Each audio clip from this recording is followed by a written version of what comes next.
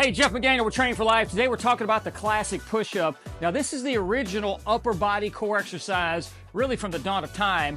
Today I'm going to show you how to master your first push-up if you can't do one, some advanced superhero level versions if you can, and some rather interesting health implications about the push-up. Let's get started.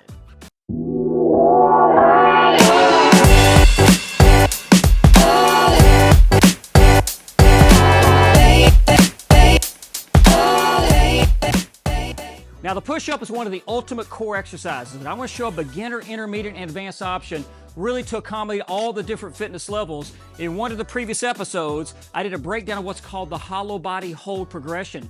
That's what you want to get started with as a beginner. I'll post a link below, but let me give you a little bit of a recap. We want to seal the back to the floor. There should be no airspace between your lower back and the ground, and then I want to work on extending the legs out. Feet squeeze, knee squeeze, thigh squeeze, glutes and abs all engaged. This is total body tension.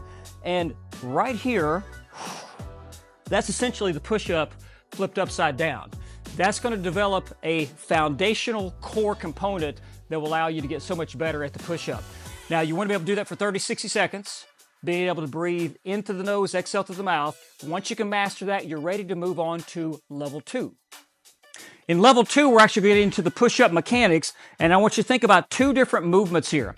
That being a row to press, or in this case, a row to push-up. And at the top of the push-up, we're trying to get what's called scapular protraction. In other words, think about if someone's going to punch you in the gut, you would exhale and get tight. That's what we want at the very top of the push-up. At the bottom, we're going to inhale and squeeze those shoulder blades, so we're working our back and chest and core simultaneously. So let's start on the knees here. Legs bent at 90 degrees, glutes engaged. I want to squeeze the shoulder blades, take a big breath in, and then explode up. Push away, control.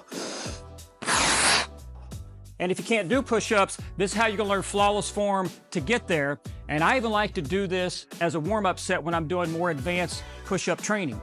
Work up to where you can do 10 reps before moving on to level 3, which is long lever. Now we just block the feet together, same concept, it's a row to push up.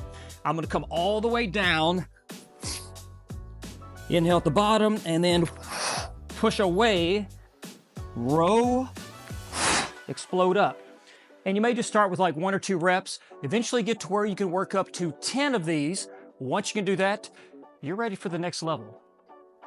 Now, there's a couple ways of progressing the push-up. One, I could just build more volume, go from 10, 20, 30, 40 plus push-ups. That gets more into the muscular endurance side of things. Or I could put the focus on muscular strength and do more advanced variations of the push-up. So for example, the king, the one-arm push-up. For this, I can take my right hand and instead of having the palm down, just do 5 fingertips. I only get about 30% assistance with this hand, so this arm has to do a lot more work.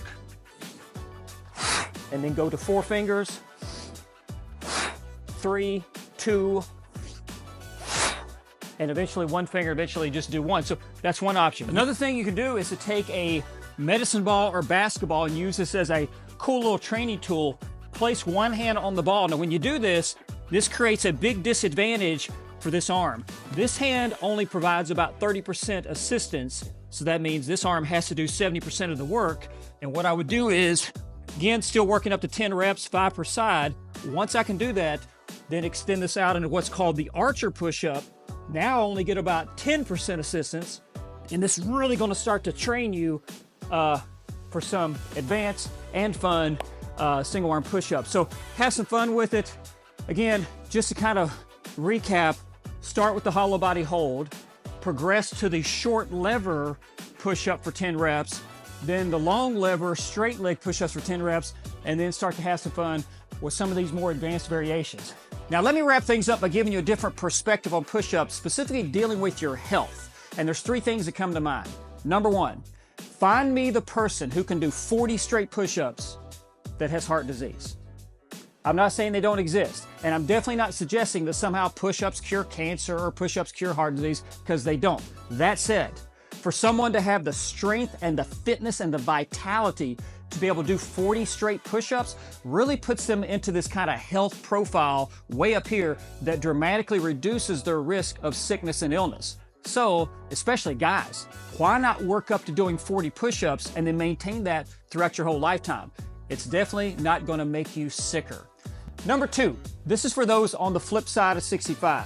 If you're a senior adult, or as I like to refer to you, these super seniors, studies will show your ability to do one push-up, to push yourself up off the ground one time, dramatically reduces your risk of ever going into assisted living. The push-up, one of them, kind of becomes the litmus test to be able to function independently throughout your lifetime. So again, why not maintain the ability to do a push-up? If you can't and you struggle with getting on the floor, something you could do is, and I don't have like a kitchen counter clearly, but your kitchen counter is usually higher and then the bathroom counter is a little lower. Find a higher angle to practice push-ups. So even from this angle right here, this allows you to kind of work at an easier and higher angle. I've even had clients start on a wall, then go to their kitchen counter, bathroom counter, and work their way down. But again, maintain that push-up ability. Third and final point, the push-up does so many things for us in terms of the health and stability of our body. When I'm in this push-up hold position, I'm not only strengthening my muscles, I'm also strengthening my bones, and I'm developing stability in the wrist, the elbow, and the shoulder. And when you think about it, one of the things a toddler needs is strong bones and strong muscles. And when that toddler becomes 80, they'll still need strong bones and strong muscles. And the push-up develops that. Plus, the push-up is one of the tools that helps us get up and down off the ground physically. Do you know what helps you get up and down off the ground spiritually? God does. And I say that because there are going to be storms of life that's going to come your way. It's not a question of if, it's when. Loss of a job, loss of a loved one, something. There's going to be a tragedy. And those storms are going to knock you to the ground, and push-ups are not going to help you get up. Because it's not a natural storm, it's a spiritual storm. So you got to reference things like Psalm 121. My strength comes from the Lord who made heaven and earth. Storms are going to come for me. Hope not, but that's the world we live in. And when I get knocked to the ground, I can do 40 push-ups. They're not going to help me. I can bench press and squat, and I'm strong. But when I get knocked down, those things are not going to help me. I got to know I can do all things through Christ who strengthens me. So yes, we need a strong body. You need to be able to do push-ups. You need that for your physical strength, but you also have to be strengthened spiritually for those storms in life. Hey, be sure to check out our YouTube channel at youtube.com, Train for Life Fitness, and also trainforlifefitness.com for more faith and fitness content, and I'll see you soon.